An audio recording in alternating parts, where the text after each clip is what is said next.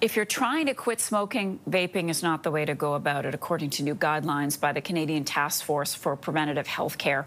The report out this morning recommends that smokers use other nicotine replacements like inhalers, patches, or gum. Smoking rates have declined in recent years, but tobacco remains the leading cause of preventable disease and death in Canada.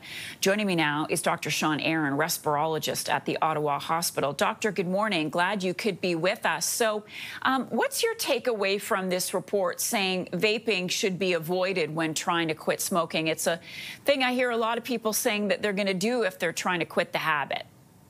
Well, thank you, Marcia. I mean, the issue with vaping is that we don't know the long-term effects of vaping. And if you decide to vape to try to quit smoking, you're really not freeing yourself of that nicotine addiction.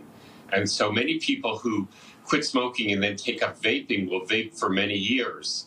And the problem is we don't know if long-term vaping over years is safe in the population. So talk to us then about the better options if you are trying to quit smoking. What are they?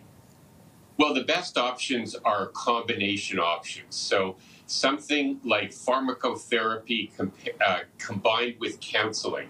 And counseling is very easy. I do it every day in my clinic when I see patients who smoke, is a physician kindly sits somebody down and for 5 or 10 minutes discusses with them the need to quit smoking and the benefits of quitting smoking. And counseling for quitting smoking should not be adversarial.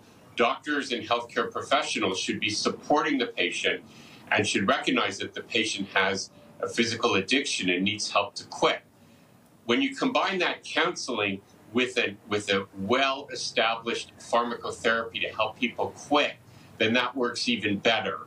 And the good pharmacotherapies that we know work are things like nicotine replacement therapy in the form of patches or potentially nicotine inhalers that are not vaping inhalers, or other sort of things like pills. We know that bupropion, which is an antidepressant pill, and Champix, which is another type of pill, all help people to quit smoking. So the bottom line is the Canadian guidelines are saying, let's use a combination of counseling and approved pharmacotherapies to help people quit. Doctor, the report says that tobacco remains the leading cause of preventable disease and death in Canada. Just how damaging is tobacco and nicotine? Oh my goodness. Tobacco is a killer. I practice in pulmonology and respiratory disease, and every day I see people with severe COPD who really don't have any lungs left, and that's because the tobacco smoke has basically worked like battery acid to dissolve their lungs from the inside. And if that was the only disease that tobacco smoking caused, perhaps I could live with it, but tobacco smoking accelerates coronary artery disease. It causes strokes. It causes cancers, lung cancer and bladder cancer and cervical cancer. And it causes a whole host of terrible things to happen in the body.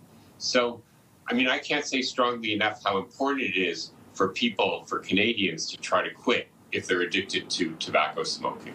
That's a really powerful image, comparing tobacco to battery acid and what it does to your lungs. Wow. Doctor, thank you so much for being with us this morning. Dr. Shawn Aaron is a respirologist at Ottawa Hospital.